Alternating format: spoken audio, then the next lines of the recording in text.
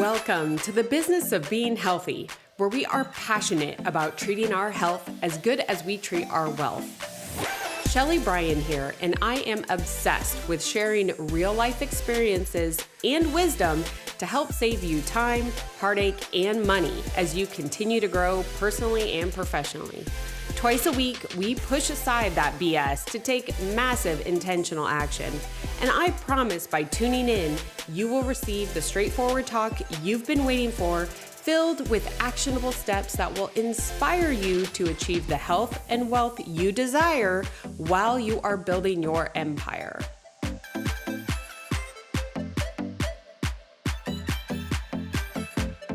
I am really excited for today's guest, and it's a special one because this doesn't happen very often. The last time that I had him on was back at episode 49, and this is none other than Chris, my husband. If you have been tuning in or following on social media, Chris and I, we own a general contracting company together, and we work it together.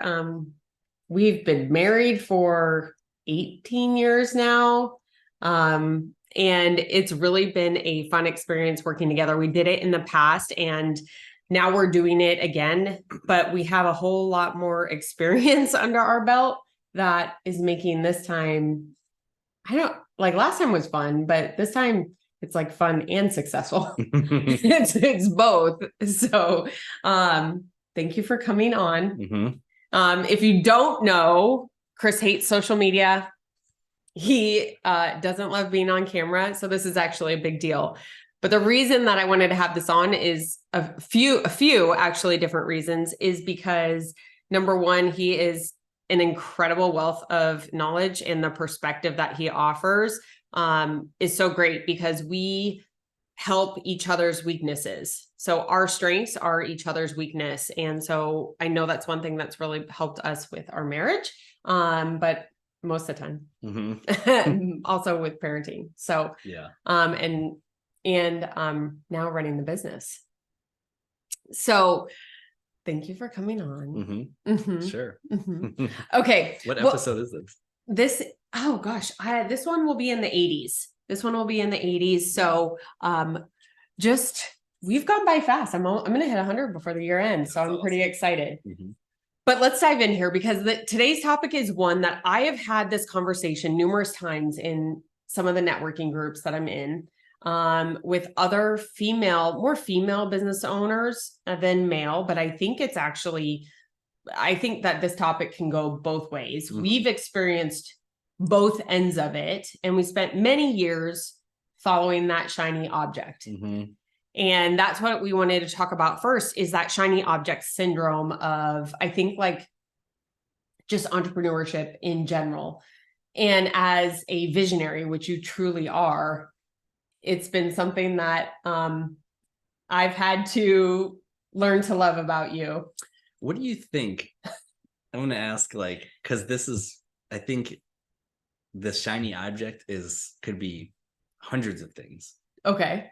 It doesn't necessarily, mine isn't the same as yours, and yours isn't the same as someone else's. So I've always just associated it with what I was looking for, but I'm curious what yours was actually. No, what I mean by shiny object, and as you can see, you're going to want to stay through the end on this because there was no preparation. We just turned on the mic to go for this. Is the shiny object is it's always looking for the fastest way to make money, or other people are doing this. So there's this business that we're going to do. Oh, we can do that even better. Let's go do that. And starting business after business where you have multiple businesses going at once. And so there's only so much capacity that each person can hang on to. And then it hurts. Why do you think that but I think it's the shiny object is deeper than that, because we can start, someone's doing this, we can do it better. But what do you think that shiny object that people are chasing is? Not just being an entrepreneur. Do you just think it's money? Well, what do you think? I can only say what I think it is for me. Well, what is it for you?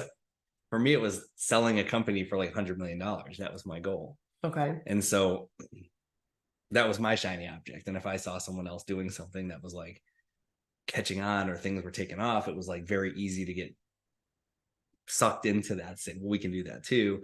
Everyone's making $1 million a freaking day, like social media shows, selling eBay products or something like that, or drop shipping. And so, but I don't think it's the same for everyone. I think sometimes people are like, I want to be, the shiny object is like, I want more time with my family. So they're like, I figure I'm going to work on my own and then go work for myself, when it's the opposite. You know what I mean? They end up with the opposite result. So what do you think it is? Well, I think you bring up a good point that it is shiny like it's different for everybody. You defined yours. For me, I think it was twofold. One, it was notoriety. And it was that like I wanted to know I was helping somebody. And so I felt like in order to do that, it had to be big. Like it had to be masses that I had to help, not just the one person. So that was probably number one. And number two is just making sure that we are able to live this lifestyle that we want to live. So it was more like the lifestyle of what we wanted, but like also what experiences and things we want for the kids and in the future. So that was my shiny object. It was like what was going to get me there, and chasing that. But I even want to step back further, because I did a post, and I don't know when my team is going to get this posted, but it was talking about like, I was always brought up to get the education and go get a job and work your way up in the job, right? Saving your 401k, be safe. I'm using air quotes if you're watching this on YouTube, be safe in your job, right? And I did that. I did it for a long time until I realized like, this isn't safe. This isn't what I wanted, but that's how I was brought up. Where you, on the other hand, it was more like, be a tradesman, go, union. And you didn't do that. And I did what I was like brought up to do, but we both are now doing totally opposite what we kind of were shown. And so like our kids are growing up in a totally different light. Right. But I think that part of the fact that we are the one in our family to kind of do something different. So we both are, for sure. I don't want to say like we're a black sheep, but we're definitely in our families, like the different one. That I think that almost makes it like we're more opportunistic versus pessimistic. Oh yeah. Yeah. And I think that can kind of that hurts the shiny objects. Exactly. That's what I'm trying to communicate here, is that I feel it's a catch-22. It's a little double-edged sword, whatever you want to call it, because like the same optimism and enthusiasm and like drive that can make you succeed in a business can also hurt you by making you chase too many things. Yep. And that's what I think it's, is something that happens all the time. Like, for example, like I said, I have had this conversation more and more because I think this message needs to be said based upon the responses I'm getting, is that people will be like, I feel like I'm not doing enough. I see such and such. And again, social media, Chris hates social media, but he's like, or the person I was speaking with was like, I always feel like I'm behind. Like I need to be doing this. Should I offer this service? Should we open this business? Should we do this? And now I'm like, no, no, because we did that for 2 decades of let's do this business. Okay, this one isn't working, or we didn't give it enough time. And now we're over on this business, or wow, look at this opportunity. We can go do that. So we were kind of jumping around, always looking for that thing that was your shiny, that could get you to your shiny object that you wanted. And same thing for me. Right. And well, that's one of the reasons why, since you brought it up, that I turned off social media. I don't do anything on social media anymore, because being a person who is a chronic shiny object syndrome person, I can't see that stuff. Like I know my limitation on that. Like it's too tempting to so you just cut it out. I don't need to see it. I don't need to see that some person claims to be running 10 businesses at one time and actually any of them are succeeding, because you can't do that. there's not a time of the day. Mm-hmm. And then that just, captures people's attention who are like, they're often, like I just said, opportunistic, optimistic go-getters. And then they're like, oh, we can do that. Let's add that. Mm-hmm. And then it takes your focus off what you're actually doing. No, totally. And it's funny because now I see some of those. I don't know. I'm going to hold off saying that for a second, but I hear you on that. And that's something that I actually appreciated that you saw in yourself this year, because one of the things that I have embraced significantly since 2019 is just knowledge. I was like, holy cow, I made some really stupid, expensive mistakes, and I don't want to do that again. And so I've been just consuming knowledge and listening. And so mine is in the form of books and podcasts, and I'm very selective on what I read and or listen to. But there's been podcasts that I've been like, oh, Chris will love this one, and I'll send it to you. And then I'll ask you if you've listened, and you're like, no, I can't listen to that. And so I stopped sending them to you because it was one of those things, like, I actually appreciated that you knew that was your limitation. And it's not a bad thing. You just knew, like, I'm staying focused. It was a choice to stay focused. So I was like, I'm not going to push you to be like, you need to listen, you need to evolve, you need to change. That's not, I was sharing it because I thought you would like it, but I understood when you were like, no, I want to stay focused. Yeah. And it's actually been a year and a half. February 2022 is when I turned off everything. Mm-hmm. Mm-hmm. And he does, I pin him down, put a road mic on him and get some content. So he's on there because he has too much information not to share it. But I love that you're not consuming it, because if it doesn't serve you, and I think that's something that shiny object syndrome, if you are that type of person, it's like, well, it doesn't serve anyone, I don't think. I mean, don't want to get too deep into why I don't like it, but the whole premise of it right now is, it used to be the way for people to connect and share pictures, and now it's just for people to one up everyone. What do we do? What am I doing? I'm doing this, I'm doing that, I'm doing this and that. And if you're not doing this, if you're not hustling, then you're not doing enough. And it's like, it's just gotten it's more self-serving for the people posting than anything. And again, I'm not going to disagree with you at all. I've unfollowed more people in the last probably, I don't know, 12 to 18 months, because there was no service. Just like you turned it off. I was like, this person doesn't serve me, doesn't make me feel good. Right. So I'm not going to follow him. I actually like podcasts. Depends on the podcast. The one that you're referencing, I know what you're talking about. That's definitely not one I can listen to.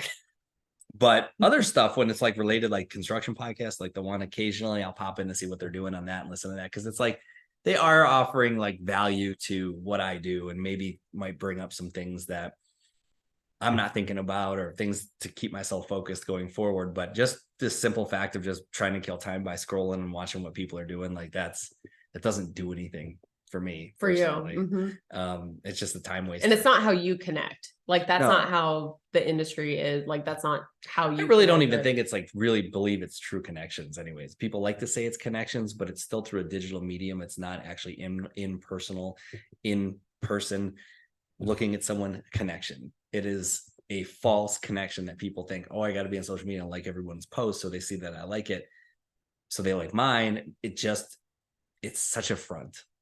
Again, I'm not going to disagree with you, but I will say that for me, I've actually made far fewer than in person, but I've made some incredible connections just through social media. I'm thinking of 3 people right off the top of my head right now, mm-hmm. that I'm like, they don't live anywhere near me. I would have no reason to connect with them other than social. And when you start listening and kind of understanding and how they share information, I'm like, oh, you're real. Oh, you get it. Mm-hmm. Because I do think that there is differences in the types of businesses that are out there, which provide different experiences. That's undeniable. No, you're right. You're right. I agree. I mean, luckily I'm in an industry where I don't have to use it, because mm-hmm. I know you want to use it. I don't think it'll do anything for us. Go for it. But like I get it. If you're a restaurant or a salon and you're trying to attract new customers, you want to be out there showing what you guys are doing. That's different than the quote unquote influencer who's just, Well, but that's their job. And listen, horse-swaggling brands, so because they got a lot of followers. Do you guys feel how much he loves social media? Guys, I had a business where I paid a lot of money for someone with it over 2-3 million. I think it was 3 million followers to do a post, and it went nowhere. And it was directly to a target market. Nothing came from that. And it was a lot of money thrown down the drain. And it was not worth it. And I don't know how long it's going to last like this. Eventually, it's now that schools are offering degrees in being an influencer, it's going to become a commodity, and it's just going to drive down the advertising rates, and then it's going to go away in some form. It's going to evolve. That's for sure. It's going to evolve. That's for what sure. It is. So, but I think don't spend your time trying to be an influencer. Oh, stop! Our kids aren't listening to this show yet. No, yes. So I feel your perspective. I know firsthand your perspective and why you have it. I think that part of the shiny object is seeing through the muddied water of what is out there and being able to recognize. I literally had a phone call with someone today, and we talked about this very topic, is like seeing through the muddied water. And once you see it, it's like once you red pill, if you've seen Matrix, I talk about Matrix analogies all the time, but if you like red pill on seeing through the BS, then when people talk about like, oh, I've got this business and doing this, and they're in, I don't know, this trip or with this car, you don't see that as much anymore, but like all this stuff, but you really listen in, you're like, they don't have like you can see through it. And then it's my choice to be able to filter that out. True. And that's what I want, is like the shiny object is like, we literally have both had, I was in corporate and I had the shiny object. So let me actually step back for a second, because I think shiny object too is like that big end goal. But even like my shiny object when I was in corporate America was that next promotion. Mm-hmm. And so I would do things as learning opportunities where I was doing additional work for no additional pay for the potential of reaching my next shiny object level. Yeah. Right. So I think that shiny object, we're originally talking about how many businesses we've started. And this isn't gloating. There's been a lot of money, a lot of time, a lot of mess, some success, but like a lot. And so it's like sharing this lesson. And I want to make sure that we also speak to the people that are in jobs or are employees or parts of teams or even leading teams, is that you understand like that shiny object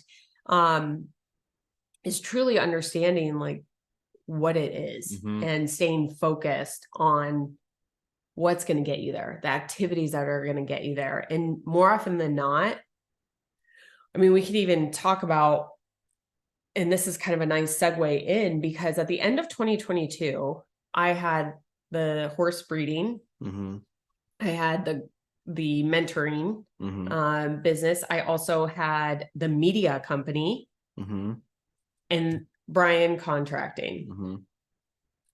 You had another company like in end of 2022. I just had this. Okay, but because we're in 2023. Yeah. End of 2021 is when that was starting to shut down. Okay. But the bottom line is I had the 4, you had one other one, and we shut it all down. We shut it all down and we went all in on the construction company. Well, mine was 6 months before you, or that's what I did. It was already kind of going that way. That was almost a year before, because I felt like we were still dealing with stuff at the end of it, but it was no, yes, no, a little bit. No, end of 2022 is when there was still some residuals of issues that had happened. But no, that was end of 2021. No, it was 22.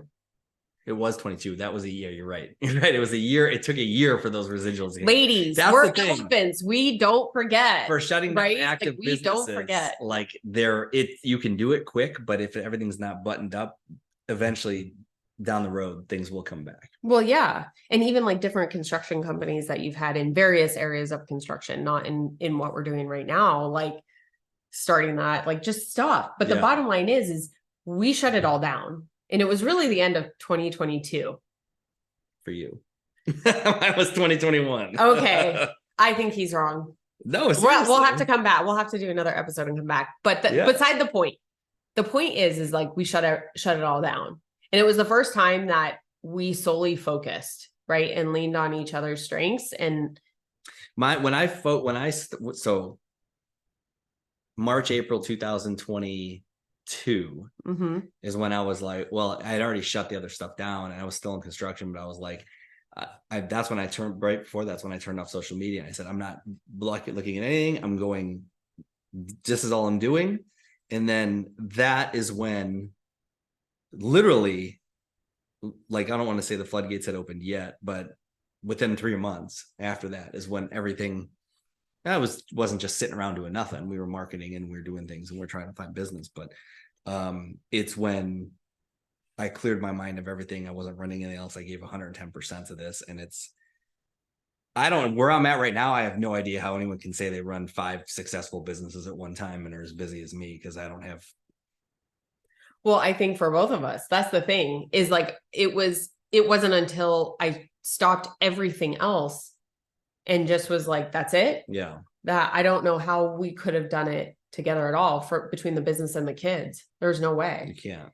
And the thing is for how many years? I mean, Jax is 13. For how many years we were doing it. And so when you think back to it, I can think back to even when I was chasing the shiny object in corporate, that, you know what, suffered, because usually when you're spread so thin amongst different things, relationships, your health, like that's what suffered. You know, I was so focused on getting the promotion that I was traveling 70% of the time and away from my kids when they were young. Such a stupid decision.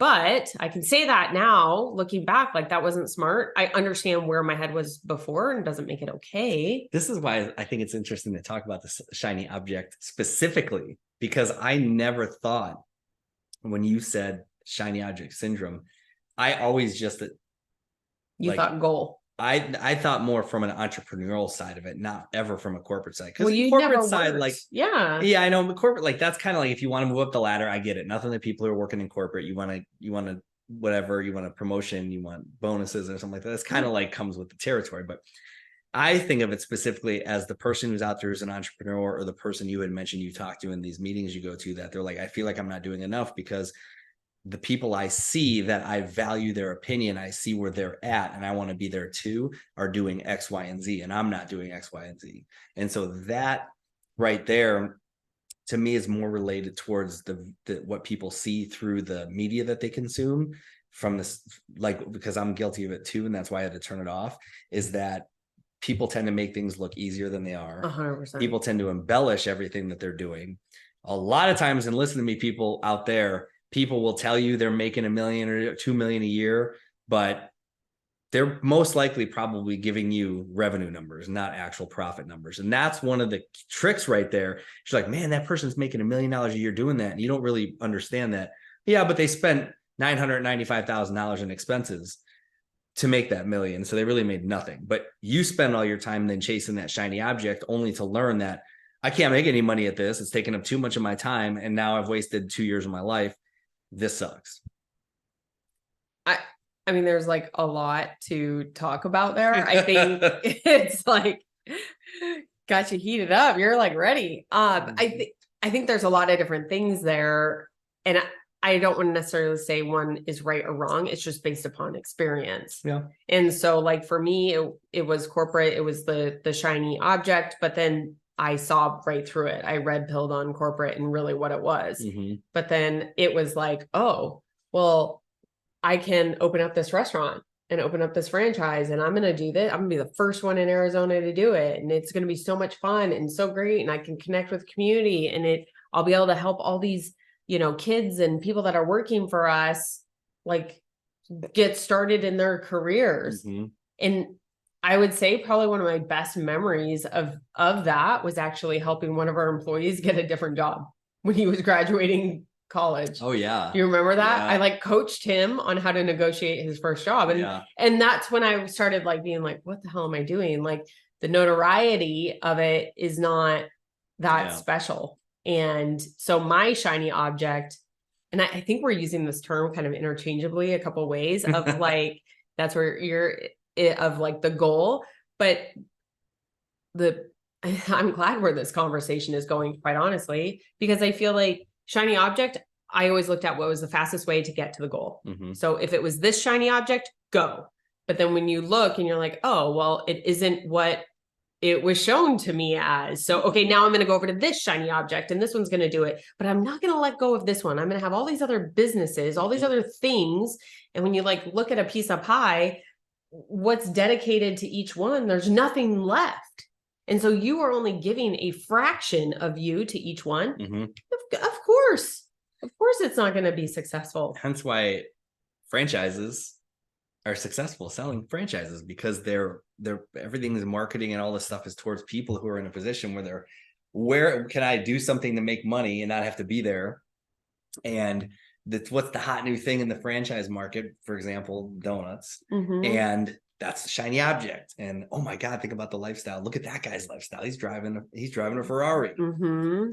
That's like that's a actual brick and mortar version of a shiny object, as opposed to like more of the digital ones that you see now. Yeah. Which is just, all the stuff. And then the funny thing is that's the old saying. What was it? The only people that made money during the gold rush was the ones selling the shovels and the pitchforks. Because the shiny object was go out and dig for gold and get rich, but the guy who actually made the money was one selling the pitchforks. So when you look at the shiny object of, oh, I can be an influencer and make a bunch of money, or oh, I can do dropshipping, coaching, money, or I can be a coach and make such money. It's the people who are selling the course on how to be a coach, the people who are selling the course on how to dropship, that are actually making the money. That's an interesting perspective. Mm-hmm. When do you think that hit you though, that you like could see that? Because I know that we couldn't see that before. We were on the other end. I've seen that from the outside in, because mine was more like some of the stuff. I'm trying to think of all the stuff. The funny thing is, like, I like look back and I'm like, I only did like one or I think two things online. Two things were online. One I really believed in. It just was a wrong timing. That was in the commercial real estate industry. Yes, bad market. True. The most recent one though was more like it was like that old thing. There was an opportunity to say like, hey, there's no competitors. Like I can do this better. Right? Yeah. And there's a huge market out there and people will come to us no problem. Right? No. And that's not the case. Not the case at all. We'll have to talk about these businesses a different time because there's like too many, but we definitely have a lot of experience of starting different things and creating websites, technology. Yeah. And seeing, I think one thing that we were both really good at was seeing, it was not just seeing the opportunity, but seeing the need. Mm-hmm. So we understood an industry that we participated in. Me, it was horses.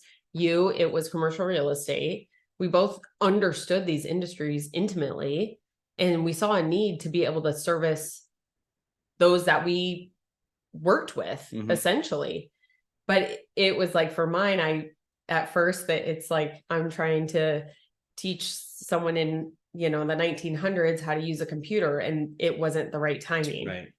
Well, it's like, and for you, it was like well, it's like John says, don't create a solution to a problem that doesn't exist. That's it. It's that simple. Well, we thought it was a problem though. Because in our mind. But I don't know that I necessarily, I thought it was a problem. Yeah. Now when I think about it. But no one really wants the solution. Well, and here's the thing that neither one of us did too, because we didn't know any better, was any market research. Yeah. I mean, mine was, both of them were. Some of it's very difficult. Like for an example, like the one we did recently, like there's companies that claim to have so many members on those sites. I think they're so far off. They're so far inflated. And I don't think it's true at all. Well, they don't have to prove it. No. Right? They're all privately held. So it looks like these companies were like killing it and really ultimately And what I proves it is they come after somebody who has done nothing. But it's funny because like now I can look back at it and you're like, what the hell were we thinking on like certain ones? I saw where our heart was and where we like wanted to do it, but we didn't have the background to do the market research to define who the, target client could have been or user could have been, and seeing if there really was a need. I think that's the biggest thing. Yeah. Well, it's like too, like an entrepreneur, like again, you're like a driver, you want to get going, get out there, get the business off the ground. It's exciting. I'm going to spend 2 years doing market research. Like the market will pass you by. Because with the other, again, I'm not going to keep saying things because you have one good idea. If you think you have a good idea, with the amount of entrepreneurs out there, you can guarantee there's probably 50 other people working on the same exact idea, if not better at the same time. But I don't think that's a reason not to do it. No, I don't think that's a reason not to do it, because like if it's something that truly you have the knowledge, you've done the research, it is a need and there's room for competition, then I think that should happen. There's enough business out there. Well, it depends on the industry you're marketing, because I marketed in one that there was millions of opportunities out there and I got 100. So it's very true. With a very targeted marketing campaign, and that should have worked, but it didn't. So it didn't, and whatever, here we go, move on to the next one. But I think one thing too is like the excitement as entrepreneurs, right? And I feel like that term is almost sort of used. I like using business owners as like someone that sees needs that we want to fill. It's hard sometimes to like curb it. Yes. To stop and be like, wait a minute. And I think that we've only gotten good at it is because the exciting part is starting. It's really starting. It was starting from scratch. It's so exciting. You can see the potential. You've run the pro formas. It's like, let's do this. The money is there. We're on the way. The notoriety for me is there. Like, let's do it. And then it gets hard. And it's like, well, this isn't fun anymore. And I don't want to stop, or I'm going to stop. Right. And then start the new exciting fun. It's like that dopamine hit every day of the new. Versus staying in the muddy, in the gross, in the hard stuff. Yeah.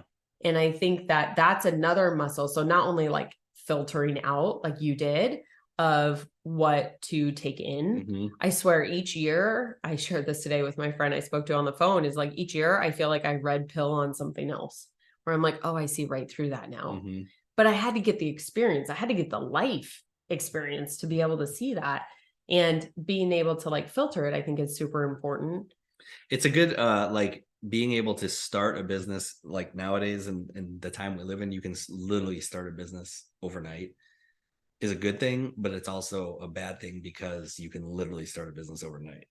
And meaning that the shiny object stuff becomes a lot easier to jump into because it takes, $80-$90 to file for an LLC, free EIN, open up a bank account, put some money into Facebook ads and let it go.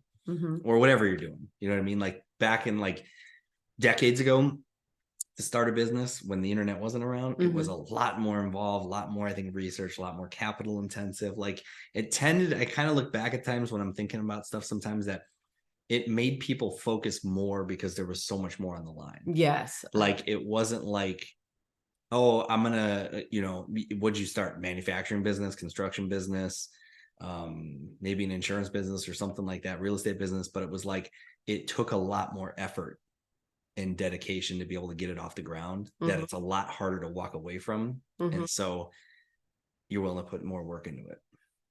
Well, and I think you had no other option. In that book I'm reading right now, it's a book and it's escaping me. It is truly escaping me, on Warren Buffett. And it literally starts back to like him as a child. And now he's in college.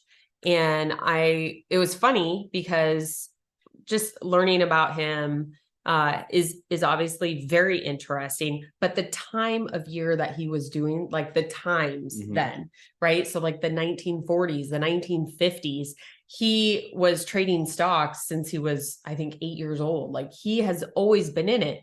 But one thing that he heard about in college, and I'm deeply paraphrasing, I think it was called Snowball is the book. I think I'm deeply paraphrasing this, but he wanted to learn about what we now know as Geico. But back when it first got started, it was trading for like $40 a share. It was brand new. It was the first one of its kind to kind of offer that low cost insurance. What did he do? He got on a train, took the train over there, went to the office, knocked on the door. The security guard, he had like some crazy story. The security guard tells one of the heads executives in the building, they let him in for like a 10-minute conversation, because I think he was saying like a research report for school or something, has like a 4-hour conversation with an executive at Geico. You can't do that anymore.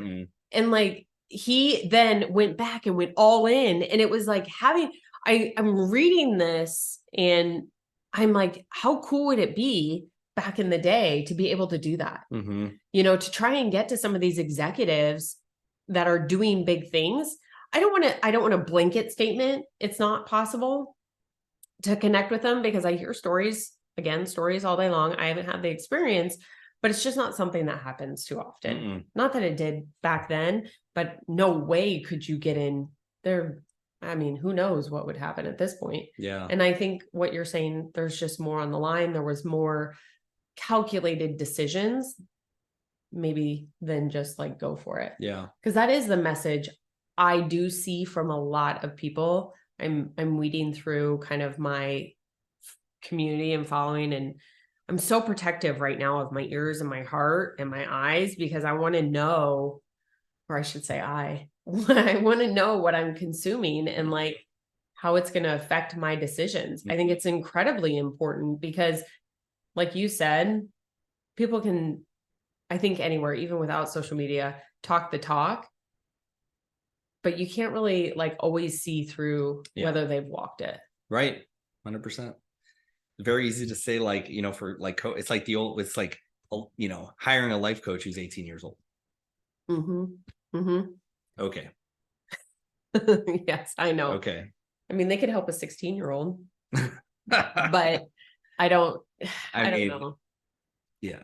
There's just a lot of things that I see right now. And I think that's one of the gifts of actually being in our 40s is we had nothing handed to us, nothing. Everything we've built or lost has been on our own. But it's like an incredible experience and education. Yeah. And that's why I started this podcast, is because I think if going back to the notoriety for me, I don't even know if you and I have really talked in depth about this, but like with the show, it's like, I'm literally, who can I help? Who can I help? And if it's one person, great. Like if you don't make the same freaking damn mistake I did buying into this franchise that ended up going fraudulent and misrepresentation, and we lost a ton of money, had to shut it all down. It was a big debacle. I would gladly save even my worst enemy from that. That was not a fun experience. Yeah. So I think it's like sharing these stories and these experiences, I personally think is incredibly important. Agreed. So if you were like thinking back to some of the businesses, how long ago do you think you would have shut some stuff down?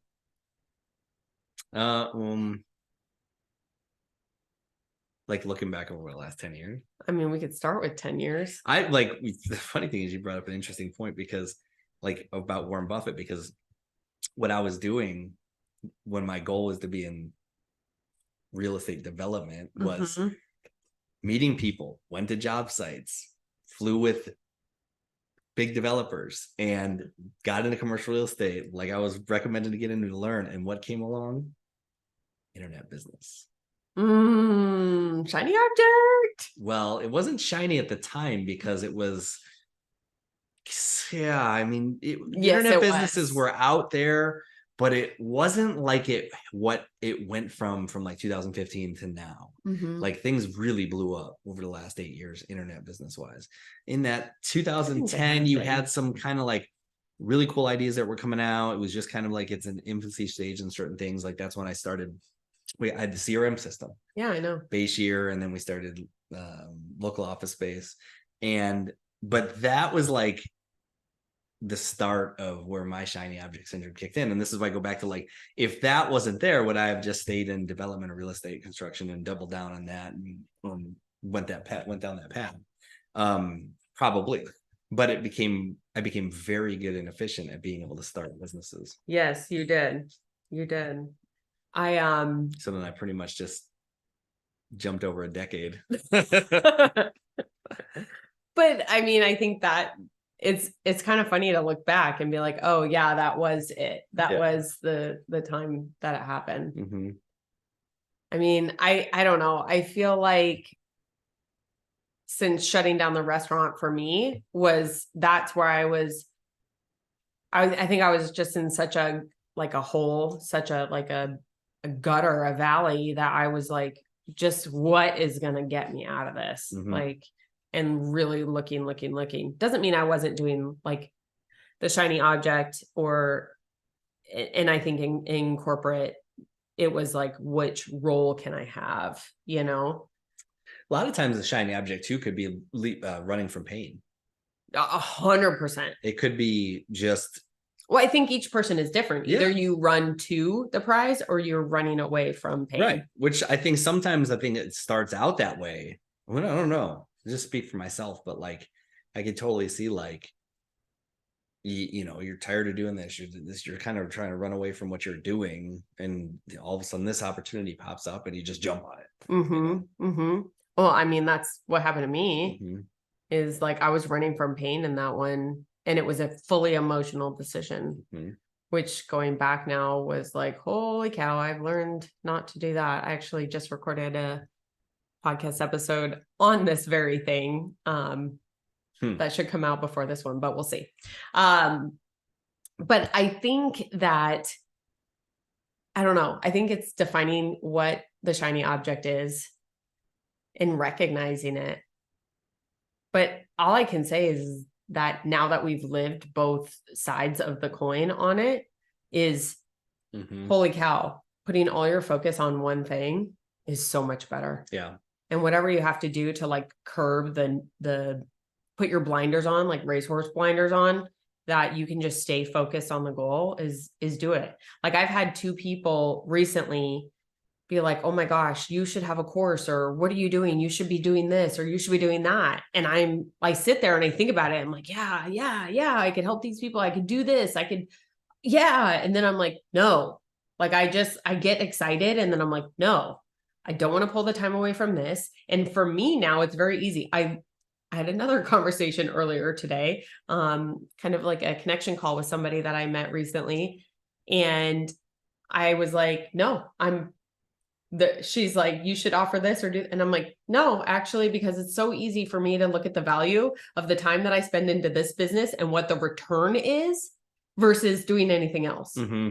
So it's like a very easy financial decision for me to be like, no, my time, I make more money staying focused here. Right. And that gets us towards our goal. Right.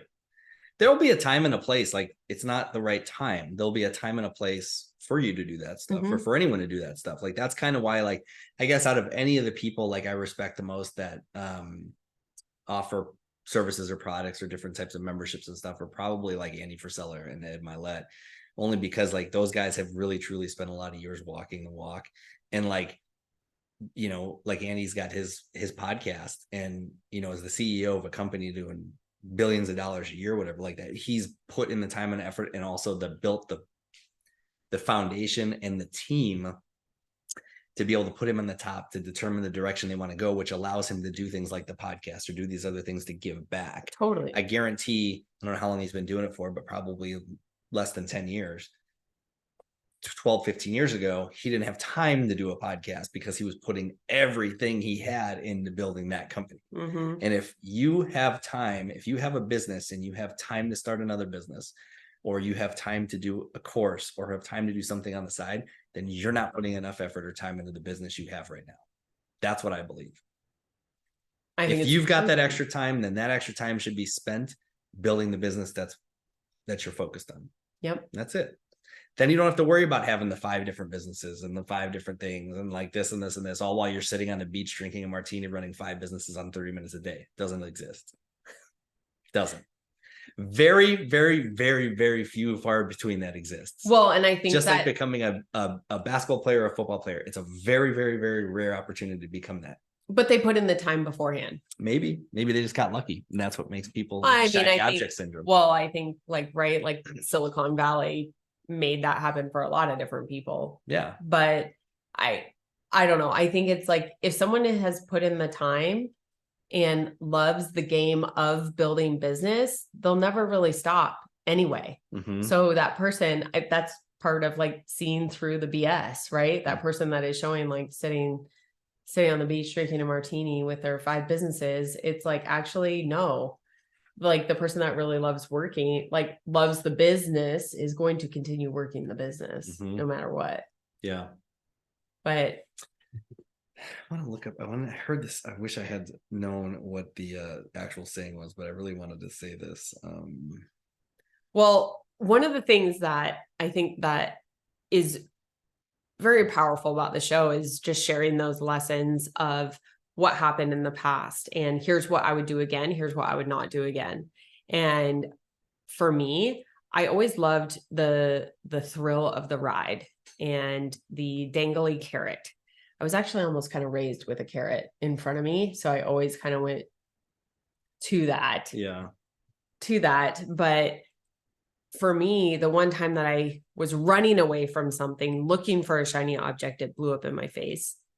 That being said, I know there are other people out there that actually are better running away from pain than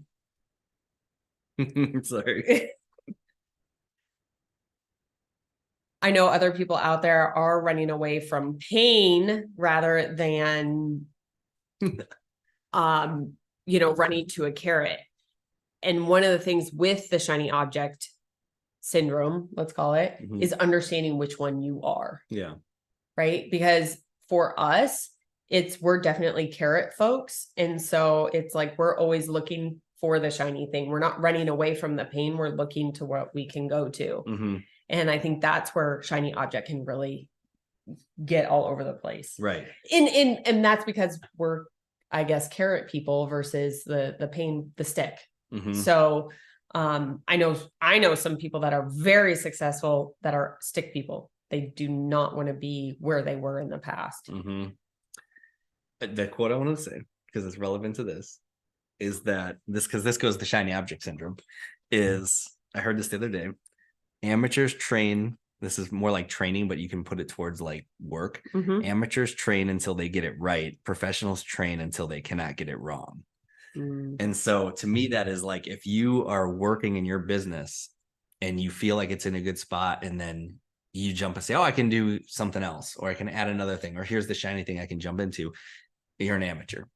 A professional is going to take that time that they can, and they're going to invest it back into the business that they're in and focus until that business is running so good that it can't be wrong.